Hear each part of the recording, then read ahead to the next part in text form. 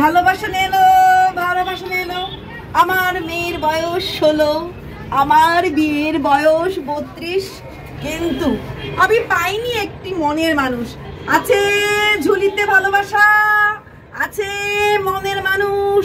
মাটির ঘর হোক, কালো মানুষ হোক, লেলে ভালোবাসা। আমার মেয়ের প্রেম করার বয়স, কিন্তু আমি পাত্র খুঁজছি। হাতে শাখা পরে ডিভোর্সের অ্যাক্টিং করছি। লেলো লেলো ভালোবাসা।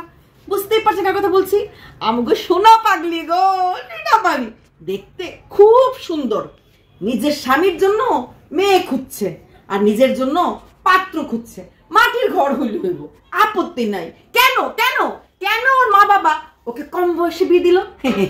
রাজমিস্ত্রির বাপ আর শিয়ালদা স্টেশনের চপ বিক্রেতা মা 4খানা বাচ্চা নিয়ে সংসার সামলাতে হাপুস টুপুস খাচ্ছিল। তারপর দেখলো এই পাক মেয়ের জন্য অটোমেটিক আলাপ আসছে, কারণ মায়া খান দেখতে সুন্দর, পড়াশোনায় মন নাই, আত পাগলি।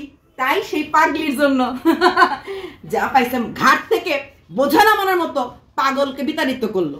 পাগলি বলে কি ও পরিবারের জন্য অনেক কাজ করেছে। 7 জন, 1-2 জন না, 7 জনের জন্য নাকি ও রান্না করেছে। মিস্ত্রি গো মিস্ত্রি। আর মুরগির ফার্মে কাজ করেছে। আমাদের গ্রাম বাংলায় গরু, ছাগল, হাঁস, মুরগি, ধান খেতের শস্যতে তেল বোনা, ঘরে ঘরে। পড়াশোনায় অশ্বডম্বা, ওর জন্য ছিল রাজপুত্র আলাপানা। চিন্ত কাকে? ওই একখান ভাইয়ের বউ ভাইরাল হইল আর ননদ গুলার কপাল খুললা গেল, নাইলে তো সবগুলোই অশ্বডম্বা ছিল। এমন স্বামী চাই যে জড়িয়ে এসে বলবে, এই তুমি ভালো আছো, এই তুমি ভালো আছো। মনের মধ্যে শুধু প্রেম প্রেম। বলি নাই আমরা, ধরা পড়েছিল মনে আছে?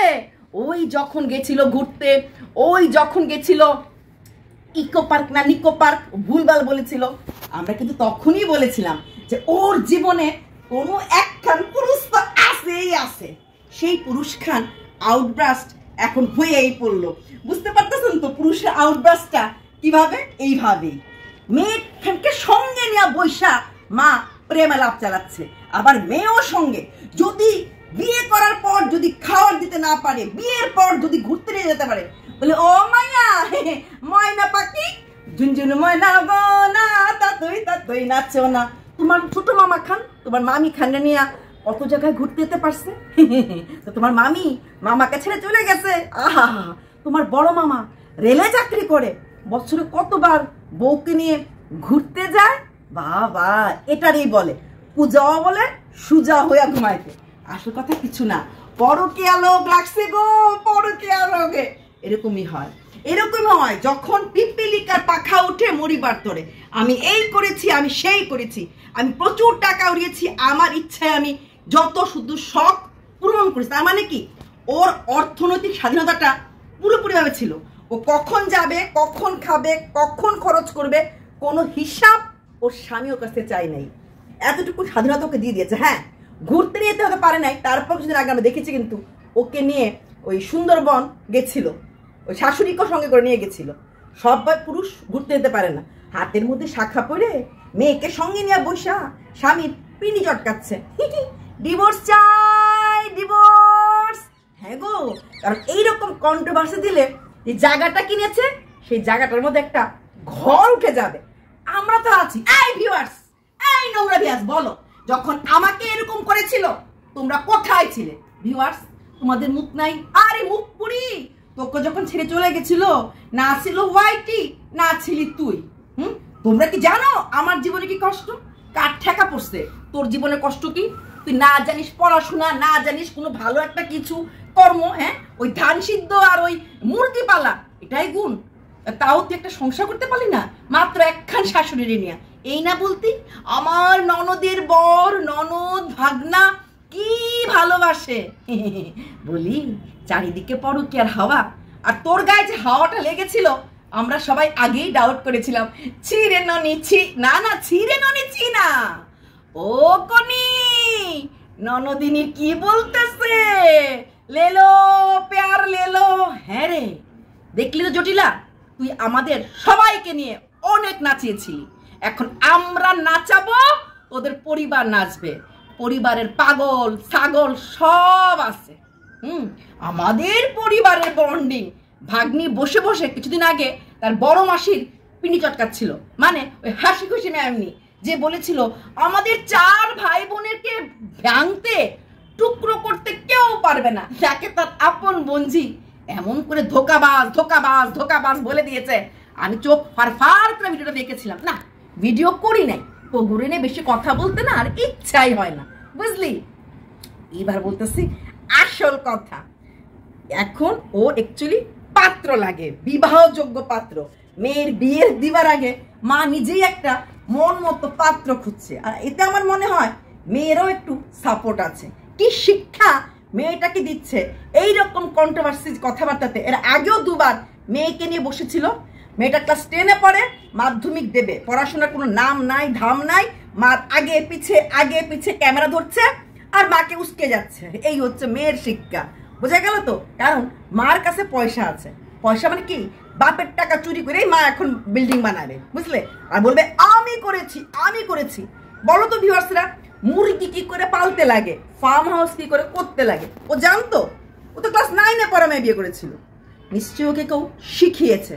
ওই গ্রামে ওই মুরগির খামার করা, হাঁস মুরগি পালার খামার করা, এগুলি ওয়ার্কশপ করা হয় গ্রামে। হয়তো সেখানে ওর হাজব্যান্ডও গেছিল, ও গেছিল। আর ওইটা শিখেই এখন আমি জানি, আমি করেছি, বেসিন আমি বসিয়েছি, সব হাম। ওই যেমন ছোট ভাইয়ের বউ, আমিতেই শুরু আমিতেই শেষ, আই এম দ্য বেস্ট, এমনই হয়। দারুণ হয়েছে। আমরাও চাই ও সোনা এটা বিয়ে করে না, সোনা কিতনা সোনা হ্যাঁ সোনে জেসে তেরি রং। কি বললি? শীতে সিঁদুর পরিস না, কারণ তুই স্মার্ট। তুই টি শার্ট আর জিন্স পরিস, আই পাগল। টি শার্ট আর জিন্স পরলি স্মার্ট হয়ে গেল, হ্যাঁ। আর যারা শাড়ি পরে এরা স্মার্ট না। আর যারা চুড়িদার পরে এরা স্মার্ট না। যারা কোনোদিন শাড়ি ছাড়া অন্য কোনো ড্রেস পরেনি ওরা স্মার্ট না। পাগল, মূর্খ পাগল, তোরা এমনই বলবি। ওই বলো না কি বলে, ব্যাঙের কুপমুন্ডুক, ওই কুয়ার ব্যাং কুয়ার, ওই জিন্সের মধ্যে স্মার্টনেস লুকিয়ে আছে। ওই তোর ভাইয়ের বউ পয়রা স্মার্ট হয়েছিল। আর দুনিয়ার যেসব মহিলারা জীবনও জিন্স পরে নাই, হ্যাঁ, এরা স্মার্ট না, এরা স্টাইলিস্ট না, এরা শিক্ষিত না। হুট পাগল। কটা মানুষকে জানিস যারা এই ওয়েস্টার্ন ড্রেস পরেই স্টাইলিস্ট হয়ে গেছে? বুট কি, আর শাখা পলা না পরলেই স্মার্ট। আর শাখা পলা যারা পরে এরা গাওয়া হয়ে যায়, তাই না? মমতা শঙ্কর নাম শুনেছিস না? তোর কাছে না ভালো ভালো মহিলাদের নাম, শিক্ষিত মানুষদের নাম বলে লাভ নেই। কারণ তোকে কিছু বলা আর বানরের গলায় মুক্তার মালা ঝুরিয়ে দেওয়া এক কথা। তোর কাছে বা তোর সামনে এদের নাম বলা মানে এদেরকে অপমান করা, বুঝেছিস? কোনো মানুষের ড্রেসের মধ্যে তার স্মার্টনেস থাকে না, থাকে শিক্ষার মধ্যে। যেখানে তুই একটা বড় অশ্বডিম্ব, বিগ হর্স এগ, তোর মেয়ে তোমার পড়াশোনা জানে না, হ্যাঁ, অশ্বডিম্ব, মাও অশ্বডিম্ব, মেয়েও অশ্বডিম্ব। বসে গেছিস কন্ট্রোভার্সি করতে। কারণ এখন তোর ভিউজ 21K 22K হচ্ছে। তোর বাড়ির জায়গা কিনেছিস, ওই জায়গাতে তুই ঘর বানাবি, বুঝেছিস? ওই জায়গাতে সরকারের দেওয়ার ঘর তোর এই ভাই বানিয়েছে, মানে জটিলার জামাই। সরকারের দেওয়ার ঘর দেখা যাবে না, তোর বড় ভাই চাকরি করে পাবে না হয়তো। সরকারের দেওয়ার ঘর তুইও পাবি। ওই ঘরটা একটু টাকা দিয়ে সুন্দর করে বানিয়ে ফেলবি।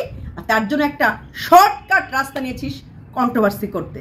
তুই এই হাজবেন্ডের ঘরেই ফিরে যাবি, আমরা সবাই জানি। কিন্তু এর আগে যদ্দূর পারিস ওদ্দূর টাকা দিবি। তুই বাপের বেটি হস, তুই শাখাটা ভেঙে দেখা, আমাদেরকে মেনে নেবো, তুই যাবি না। হ্যাঁ, যাইস না তুই। তোর মতো পাগলকে নিয়ে যে ভদ্রলোক এতদিন ঘর করেছে তাকে সেলুট। দেখতে চাই তোর নূতন প্রেমিক, তোর নূতন স্বামীকে।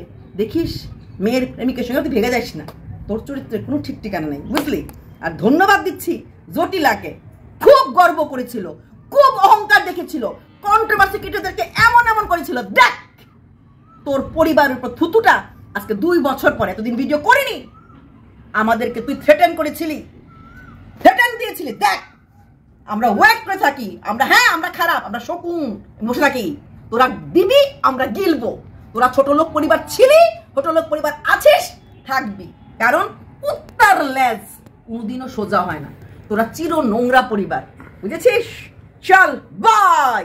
এই শোনা, কন্টেন্ট দিবি, আমরা ধরবো আর আমরা খাবো। বাই।